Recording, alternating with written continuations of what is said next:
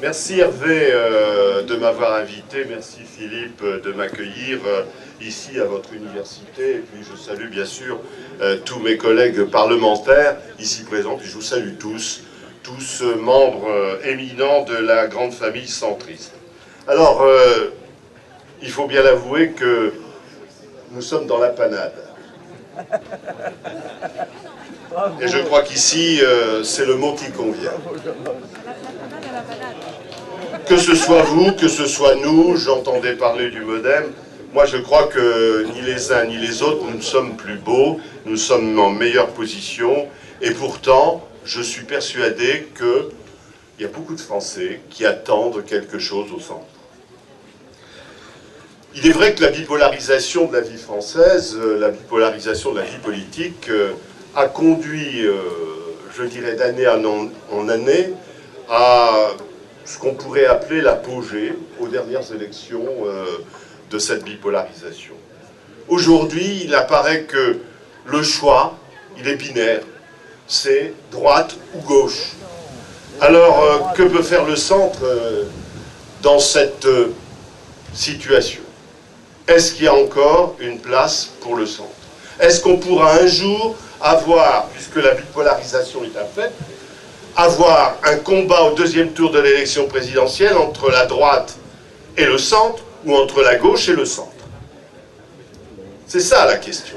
Il faut avoir cette ambition. Et il faut bien avouer que on y a cru un moment, en 2007, nous étions tous ensemble derrière François Bayrou, on y a cru. Et ça n'a pas marché. Pourquoi? Parce qu'il manque encore quelque chose au centre. D'ailleurs, est-ce qu'il est possible de rassembler tout le centre gauche, le centre droit? Est-ce que réellement il n'y a pas là deux familles? Moi j'ai tendance à penser et à répondre aujourd'hui, oui, il y a deux familles. On a tenté avec Bayrou la gageure, on n'y a pas réussi. Aujourd'hui, il faudrait que le PS explose, il faudrait que l'UMP explose pour arriver à cela. Il faut bien avouer que là, on est totalement dans la politique fiction. Bien, Jean-Marie. Je pense que l'UMP, comme le PS, n'y ont absolument pas intérêt. L'intérêt électoral, bien compris, c'est de rester unis pour peser, évidemment, dans la vie politique française. L'UMP, on le voit bien, est tenté par la droitisation. Thierry Mariani, représentant de la droite populaire, ancien ministre, l'a confirmé encore récemment dans Le Point, ce qui ouvre un espace pour tous ceux qui, et tu le disais, qui, humanistes comme nous le sommes, je dirais, positionnés au centre de la vie politique, ouvre un espace beaucoup plus vaste, beaucoup plus large que nous ne pouvons l'imaginer. Alors, je pense qu'il faut l'occuper. Je pense qu'il faut l'occuper. Et ceux qui, il y en a encore, c'est vrai au MoDem, qui rêvent d'un élargissement de la majorité, je leur dis, regardez, écoutez, vous pensez que le PS peut s'élargir? C'est de la politique fiction. Là, on est dans l'acte de foi total. Or, on n'est pas, ça relève pas de la foi, la politique. Ça relève du principe de réalité.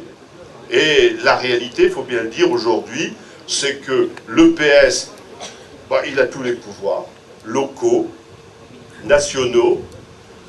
Il englobe, avec la deuxième gauche et avec son satellite, le PRG, tout le centre-gauche. Il n'y a absolument pas d'espace à gauche.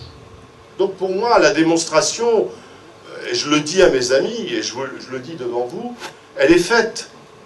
Et je le déplore, parce qu'il est évident que nous aurions aimé, je le pense, tous ensemble, pouvoir occuper l'espace du centre, compte tenu qu'il n'y a parfois qu'une feuille à cigarette entre des positions d'une deuxième gauche humaniste et puis les nôtres. Mais c'est la réalité politique, et il faut s'en contenter, il faut surtout s'en accommoder. Alors, comment comment construire un centre qui soit, je dirais, capable de peser dans une élection. Ben, il est évident que nous ne pouvons pas faire sans alliance et qu'aujourd'hui, je ne vois pas d'autre espace qui s'ouvre que celui vers la droite. Donc il faut rechercher incontestablement cette alliance. Et c'est une position que j'affirme personnellement au sein évidemment du Modem, qui n'est pas encore partagée par tout le monde, mais qui n'est pas, en tous les cas, qui est loin d'être minoritaire, et je pense qu'elle est largement d'ailleurs partagée par tous ceux qui, au sein de nos mouvements, ont pris des responsabilités, notamment des responsabilités locales. Parce que nous avons, évidemment, devant nous, des échéances qui doivent être des objectifs. Un objectif local, en 2014, c'est l'élection municipale. Alors, je ne pense pas qu'il y ait beaucoup de difficultés entre nous pour négocier au niveau local. On a tout intérêt à nous entendre pour essayer de peser dans les négociations avec nos partenaires. Et à quelques exceptions près, on sait que notre partenaire privilégié, ce sera l'UMP. J'étais il y a peu encore maire d'Arras, je l'ai été dans une alliance avec le RPR à l'époque et ensuite l'UMP, que je ne renie absolument pas. J'ai élargi, parce que nous étions forts, parce que nous étions campés sur des valeurs humanistes très fortes, nous avons réussi à élargir cette majorité, et je le dis, c'est assez paradoxal, je l'ai fait, bien sûr, en passant chez les socialistes, j'ai beaucoup de jeunes socialistes sur ma liste, et même le secrétaire de la section du Parti communiste. Alors vous voyez que tout est possible, il suffit de croire en nous-mêmes, il suffit d'affirmer nos positions, mais on ne peut pas seul prétendre rassembler au niveau d'une ville toutes les sensibilités qui peuvent exister dans notre vie locale.